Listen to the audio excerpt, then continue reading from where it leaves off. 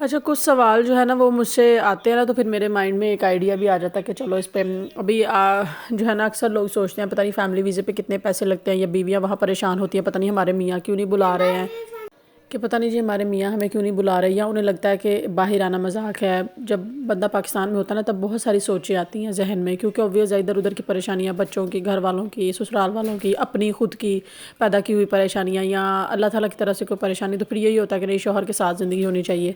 तो मैंने सोचा कि आज का जो व्लॉग है ना वो मैंने इसी चीज़ पे बताना है या बनाना है कि फ़ैमिली के लिए कितना ऑलमोस्ट ख़र्चा होता है टोटल, पाकिस्तानी रुपीज़ में भी बताऊंगी और यूरोज़ में भी बताऊंगी, कि मैं आपको एक आइडिया दूंगी कि हमारा कितना ख़र्चा हुआ, क्योंकि मैं सिर्फ अकेली और मेरे साथ एक मेरा बेटा था, तो जिनके 3-3 4-4 बच्चे होते हैं उनका जो भी एक अप्रॉक्सीमेट अमाउंट होगी वो किस हिसाब से होगी और क्या प्रोसेस होगा, सारा सीन वो मैं आप लोगों को आज के व्लॉग में बताऊंगी। तो स्टे ट्यून विद मी और बने रहिए, आपको सारी डिटेल इस व्लॉग में मिलेंगी। आज के व्लॉग में एक एक चीज़ आपको जो है वो मैं बताऊंगी।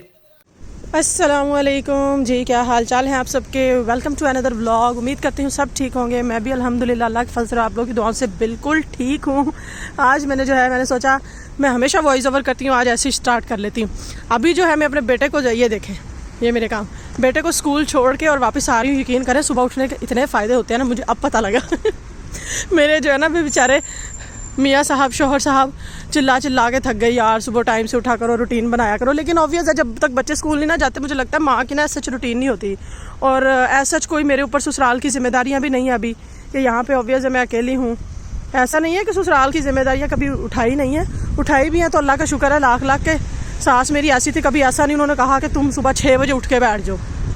8 बजे 8:30 बजे उठती रही हूँ। वहाँ पर ये भी नहीं था कि 12 बजे उठती थी, लेकिन ये भी नहीं कि सुबह 6 बजे उठ के बैठ जाती थी। तो अभी मैं उसे ड्रॉप करके मैंने लेना था कुछ मार्केट से सामान। ये वाले सारे काम ना यकीन कर इतने टाइम से हो जाते हैं। बच्चे को ड्रॉप करके आप बच्चे को स्कूल छोड़ो और अपने सारे काम निपटा लो, मार्केट के ग्रोसरी करनी है, कुछ करना है, या फिर जो है आपने कोई क्लीनिंग करनी है, घर आके कुकिंग करनी है, सारे काम फटाफट हो जाते हैं। अब अगर एक बंदा मेरी तरह जैसे पहले मैं उठती थी 12 बजे उठेगा, वो क्लीनिंग करना फिर सारा काम उस तरह से ना, अब तो मुझे इतनी खूबसूरत रूटीन लगती है, दिन इतना अच्छा लगता है सुबह सुबह उठना। देखे ज़रा सूरज के लश्कारे देखे कैसे सूरज चमचम कर रहा है। अभी जब सूरज निकलता है तो मुंह पे ऐसे चुभता है, अभी खारिश सी अजीब सी, मतलब पता नहीं मेरी स्किन इस तरह की है। और जब छाँव में आओ, जैसे अभी है ये छाँव, तो फिर सर्दी लगती है, समझ से बाहर है। अभी मैंने पाकिस्तानी मार्केट से चावल लेने थे वो लिए हैं, और यहाँ पे मुझे सिर्फ पाकिस्तानी मार्केट के ही चावल पसंद आए हैं, मतलब अपनी एशियन शॉप से, देसी से। वैसे तो हैं इटालियन शॉप पे भी चावल हैं, वो मैंने अभी तक ट्राई नहीं किए। जर्मनी में ना मुझे पैनी के चावल बहुत पसंद थे, वो थे भी बासमती चावल लेकिन बहुत अच्छे चावल थे।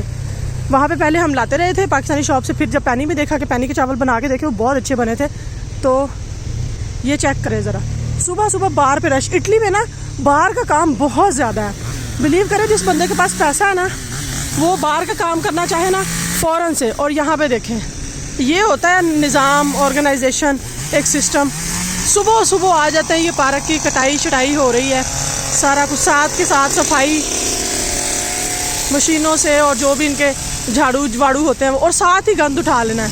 हमारे वहाँ की तरह तो सिस्टम ही बेड़ा गर्क है ना, कि पड़ा रहे ज़रा 2 दिन फिर उठाएंगे। सुबह सुबह सब लोग जो है ना, और बड़ा प्यारा शहर है यार, ये खूबसूरत सा छोटा सा पहाड़ों के दरमियान में घिरा हुआ। इसे देख, जब मैं यहाँ पर रहती हूँ ना मुझे इतना सुकून महसूस होता है। इसकी वजह से ना मुझे हाइडेलबर्ग याद आता है, वो इस तरह था, उसकी खूबसूरती का लेवल ही अलग है। वो भी ऐसे ही जर्मनी का पहाड़ों में घिरा हुआ प्यारा सा, एक तरफ दरिया बह रहा है, शिप्स चल रहे हैं, चारों तरफ उसके पहाड़ हैं, प्यारा प्यारा मौसम है, टूरिस्ट सिटी है वो। तो वो भी इस तरह से जो है ना वो बड़ा खूबसूरत सा लगता है। अभी यहाँ पे देखें, ये ना हो व्लॉग बनाने के चक्कर में गाड़ी आके मेरे चाहिए वज्जी होवे। खैर, जिस किसी ने अभी तक चैनल को सब्सक्राइब नहीं किया, सबसे पहले चैनल को सब्सक्राइब कर ले, बेल आइकॉन को हिट कर ले, ताकि सारे आने वाली मेरी वीडियोस झटपट आप लोगों तक पहुंच जाएं। वीडियो को लाइक और शेयर ज़रूर किया करें, कमेंट सेक्शन में बताया करें कि कैसी वीडियो है, और मज़ीद आप लोगों को कैसी वीडियोस चाहिए, किस टॉपिक पे। अक्सर लोग मुझे सजेस्ट करते हैं कि आप वहाँ रह रही हैं तो इस टॉपिक पे वीडियो बनाएं। फ़िलहाल ये देखें जी, हम आ चुके हैं चाइनीज़ मार्केट। मैंने यहाँ से जो लेना है वो लेती हूँ, और उसके बाद आपसे मिलते हैं। Bye. A few moments later. खैर जी, मार्केट से आके मैंने जो है वो आज जो है क्लीनिंग करनी थी सारे घर की, और मुझे ना बीमारी है डबल बार मोपिंग करने की, एक बार सादा पानी से और एक बार लिक्विड डालकर। तो अब तो वैसे गंद इतना होता नहीं है, मौसम चेंज हो गया, ब्लाइंड्स वगैरह बंद रहते हैं तो ऐसे डस्ट आती नहीं है। लेकिन फिर भी बच्चा घर में फिरता है तो सारा जर्म्स वगैरह होते हैं, तो मेरी कोशिश होती है घर तो साफ़ सुथरा होता है। वो लोग कितने होते हैं, हम 2 लोग हैं। मियाँ साहब मेरे वैसे ही आते हैं शाम को, मैं जो है सारी सफाई सुथराई जो है वो, फिर भी मुझे लगता है कि घर हर टाइम लिशकारे मारता रहना चाहिए, लिशकारे। अच्छा जी, खैर मुझसे किसी ने पूछा था कि जी आप ना कमेंट में कहा था किसी ने कि सच सच बताना अपने फैमिली वीज़ा पे कितने पैसे लगते हैं। तो मैं आप लोगों को मैंने सोचा कि आज मैं इन्फॉर्मेशन दे दूँ कि इटली वीज़ा पे कितने पैसे लगते हैं। ऑब्वियस है इटली के डॉक्यूमेंट्स हो तो फैमिली वीज़ा जो है वो, मेरे पास फैमिली वीज़ा की ही इन्फॉर्मेशन है क्योंकि ऑब्वियस है मेरा फैमिली वीज़ा था। सबसे पहले जी आपके हस्बैंड जो है उन्होंने आपका नौलौस्ता निकलवाना था, आपका और आपके बच्चों का, ठीक है। नौलौस्ता के लिए सिर्फ मेरे हस्बैंड ने मुझसे क्या डिमांड किया, मेरा जो है नहीं वो सिर्फ पासपोर्ट और जो है ना निकाहनामा जो है लगा था। यहाँ पे उन्होंने जो लॉयर हायर किया था उससे जो नौलौस्ता निकलवाना था, लेकिन मेरा नौलौस्ता जो है वो काफ़ी टाइम बाद निकला था। तब मैंने सुना कि बहुत देर थी, और वैसे भी एरिया वाइज डिफरेंट होता है, रीजन वाइज डिफरेंट है, प्रोविंस वाइज डिफरेंट है। मुझे जब मेरा काम हो रहा था उस वक्त तो जैरिस का दौर था, तो जैरिस में जो है काम वैसे ही बड़ा स्लो होता था, तो मुझे अक्सर वहाँ पे औरतें मिलती थी, जी हमारे हस्बैंड बरेशिया में, हमारे हस्बैंड फलानी जगह, हमारा 2 महीने में निकला है, हमारा 18 दिन में निकला है। मेरा जो नौलौस्ता आया था ना वो पूरे 2 साल बाद निकला था। और वो उसका मसला ये भी हुआ था कि दरमियान में कोरोना आ गया था, तो कोरोना बहुत पीक पे था 2020 में, तो वो उसमें बहुत ज़्यादा टाइम लग गया था। और उस वक्त जो है वो मेरी प्रेगनेंसी में नहीं थी, बाद में मेरी प्रेग्नेंट हुई, फिर मेरा बेटा पैदा हुआ, फिर इसका नौलौस्ता जो है ना वो 5 से 6 माह के अंदर आ गया था। तो नौलौस्ता जो है ना उसकी जो फ़ीस है ना वो मैं आपको बता देती हूँ। अब वो भी मैं आपको एग्जैक्ट नहीं बता सकती कि हर लॉयर का अपना अपना हिसाब होता है। जैसे मेरे हस्बैंड हैं तो ऑब्वियस है उन्होंने जो लॉयर किया था, तो मेरे नौलौस्ता पे ये मैं आपको अप्रॉक्सीमेट बता रही हूँ, मैं एग्जैक्ट आपको चीज़ें आप इस तरह व्लॉग में एग्जैक्ट जो है वो डिस्क्लोज़ नहीं कर सकते। तो जो अप्रॉक्सीमेट मैं आपको बता रही हूँ कि तकरीबन 700 से 800 यूरो के दरमियान सिर्फ वाइफ के नौलौस्ता का। फिर जब मेरे बेटे का हुआ उसका पता नहीं 1000-1200 यूरो के दरमियान था, कुछ ऐसे समथिंग था, क्योंकि काफ़ी पुरानी बातें तो कुछ बातें मुझे भूल भी गई हैं। अच्छा, जब नौलौस्ता निकला है तो नौलौस्ता के बाद आपका सारा प्रोसेस पाकिस्तान में होता है। पाकिस्तान में मेरे पैसे इस वजह से भी लगे थे कि मेरे निकाहनामा में कुछ मिस्टेक थी, वो मुझे ठीक करवाने के लिए काउंसलर में बहुत ज़्यादा पैसे देने पड़े। कभी 1000 रुपया दे दो, कभी 2000, कभी 10,000, कभी 20,000, कभी 15,000, कभी 25,000। वो एक अलग से सीन था। और उसके अलावा फिर मेरा बर्थ सर्टिफिकेट जो है वो लेट, मेरा बर्थ सर्टिफिकेट बना हुआ था बचपन में, जो पहले 90s के टाइम पे जो बर्थ सर्टिफिकेट बनते थे वो थे, कंप्यूटराइज नहीं था। तो उसका जब देखा कि वो टाउन हॉल जो होता है, यानी कि जहाँ पे मेन सारा रिकॉर्ड होता है, वहाँ पे रिकॉर्ड नहीं था, इंदराज नहीं हुआ था। वो किसी ने वैसे मेरी वालदा को पर्ची बना के दे दी हुई थी, लेकिन इंदराज ऐसा सच नहीं था। तो वो सारा करवाने के वो तकरीबन 25, 30, 40 तक लग गया पैसे, ठीक है। उसके बाद जो है मेरा पाकिस्तान में जो प्रोसेस हुआ, अपॉइंटमेंट्स तब नहीं मिल रही थी बहुत ज़्यादा, यहाँ से पैक करवाई किसी को पैसे देकर, वो भी नहीं मिली, लॉयर के थ्रू भी नहीं मिली। अब तो BLS सिस्टम आ गया, अब तो अपॉइंटमेंट्स जल्दी मिल जाती हैं।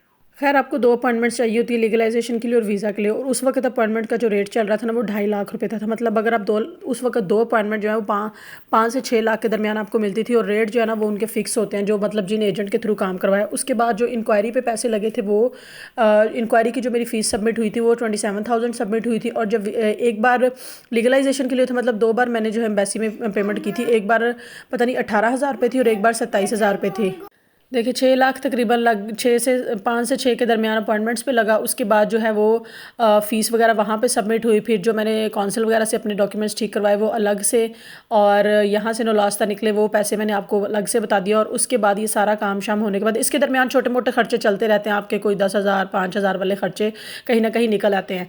उसके बाद जब आपका वीज़ा लग कर आ जाता है एम्बेसी से पाकिस्तान में, फिर आपकी ऑब्वियस है टिकटें होती हैं और वो फिर आप यहाँ पर आ जाते हैं। टिकटें जो है वो हमारे साथ वो भी बड़ा ब्लंडर हुआ, वो फिर नेक्स्ट टाइम किसी उसमें बताऊंगी। बहरहाल वो टिकटें जो है सीज़न पे डिपेंड करता है कि किस सीज़न में क्या रेट है। अक्सर टिकटें सस्ती होती हैं, अक्सर महंगी होती हैं। अगर पहले से करा लें, वीज़े वगैरह लग जाए तो फिर जो है वो सस्ती हो जाती है, लेकिन टिकटें इतनी भी सस्ती नहीं होती, वो भी 1200-1300 यूरो लगता ही है। फिर जब आप वहाँ से आ जाते हैं ना, यहाँ आके एक अलग प्रोसेस है। ये मेरे से किसी ने इन्फॉर्मेशन सिर्फ इतनी मांगी थी कि फैमिली वीज़े के लिए टोटल कितना खर्चा आता है। यहाँ जब आते हैं फिर आप लॉयर हायर करते हैं, फिर वो आपकी परफतूरे से अपॉइंटमेंट, फिर आपके फिंगर्स का आना, वो सारी लॉयर की फ़ीस वगैरह, वो एक अलग से सीन होता है। अगर घर अपना है तो ठीक है, रेजिडेंस से लोजो वगैरह उसमें होंगी, और अगर घर अपना नहीं है तो आपने रेजिडेंस का साथ लगाना, उसका जो है वो पता नहीं आजकल 1200-1300 रेट चल रहा है शायद, मुझे ऐसा सच इन्फॉर्मेशन नहीं है कन्फर्म। लोजो के अलग से पैसे, लॉयर के अलग से पैसे, तो वो एक लंबी चौड़ी कहानी है। ये सिर्फ बहुत खर्चा था कि यहाँ से नौलौस्ता लेकर पाकिस्तान से आना, एंटर होना इटली में, वो सारा खर्चा मैंने आपको फिर दोबारा फिंगर टिप्स पे गिनवा रही हूँ कि नौलौस्ता का मेरा जो तकरीबन था 700-800 के दरमियान, या 600-700 के दरमियान था। मेरे बेटे का 1200-1300 के दरमियान। उसके बाद जो हमें अपॉइंटमेंट्स मिली वो जो है हमारी 2 अपॉइंटमेंट 6 लाख की थी, ठीक है। और उसके बाद जो है वो इंक्वायरी फ़ीस और लीगलाइजेशन जो फ़ीस थी वो अलग से थी, वो तकरीबन 50-60 हज़ार के दरमियान था। वो सारा आपका 90,000 तकरीबन काम होता है, लाख के करीब करीब काम पहुंच जाता है, ठीक है जी। और उसके बाद आपकी टिकटें विकटें होती हैं 1300-1400 यूरो की, क्योंकि हम 2 ही लोग थे, मैं और मेरा बेटा। तो ये टोटल मैं आपको पाकिस्तानी पैसों में बताती हूँ इस वक्त जो रेट चल रहा है कि कितने पैसे लगे होंगे। वैसे जब हम आए थे तब भी 320-322 रुपये यूरो का रेट था, अब तो कम हुआ है कुछ। खैर जी, टोटल खर्चा सुन लें। नौलास्ते अगर फ़र्ज़ करें आप खुद हैं और आपका एक अदद बच्चा है, तो नौलास्तों का खर्चा यहाँ पे आराम से 2000-2200 रुपया लग जाता है। वो उस वक्त की बात बता रही हूँ मैं, अब मुझे नहीं पता क्या वकील की फ़ीस है, क्या सीन है। सिटी टू सिटी वैसे भी डिफरेंट है। मेरा जो है वो नापोली से था और नापोली में जो फ़ीस वगैरह दी थी मैं उसके हिसाब से बता रही हूँ। फिर पाकिस्तान में आपकी अपॉइंटमेंट्स जो हैं वो बहुत एक्सपेंसिव मिलती हैं आपको, सारा इंक्वायरी फ़ीस ये वो टिकटें शिकटें डाल के जो है ना आपके पास कम से कम 25-30 लाख रुपया पाकिस्तानी आपका लग जाता है। तो जो बंदा बेचारा यहाँ पे कम वेजेस में कमा रहा है, उसने फैमिली को भी मंथली भेजना, इनकम अपना भी यहाँ पे सर्कल चलाना, और फिर वो कुछ सेविंग्स करेगा तो फैमिली को बुलाएगा ना, तो इतना आसान नहीं होता बाहर आना। तो मैंने सोचा कि चले, मुझसे किसी ने स्पेशली फरमाइश की है कि आप इस पर ब्लॉग बनाएं, तो मैंने कहा चले मैं इन्फॉर्मेशन दे देती हूँ। यहाँ के हिसाब से तकरीबन 10-11 हज़ार यूरो होना चाहिए तब जाके आप कहीं काम करते हैं, बल्कि इससे भी ज़्यादा हो। मैं सिर्फ आपको एक अप्रॉक्सीमेट बता रही हूँ, ये ना हो कि अब मेरी बातें सुन के अपने हस्बैंड लोगों से लड़ाई डाल ले, जी बाजी ने तो कैसे 10-11 हज़ार से काम हो जाता है। ऐसा नहीं है कि बहुत वेरी करता है। बाज़ औक़ात लॉयर की फ़ीस बहुत ज़्यादा होती है, बाज़ औक़ात ऐसा होता है कि एक अपॉइंटमेंट वेस्ट हो गई, जैसे आपकी नहीं निकली, फ़ेक निकल आई। बाज़ औक़ात ये हुआ कि यहाँ से काम नहीं हुआ, फिर दोबारा से पैसे भरो, वो पैसे ज़ाया हो गए। तो ये बहुत सारी चीज़ें होती हैं।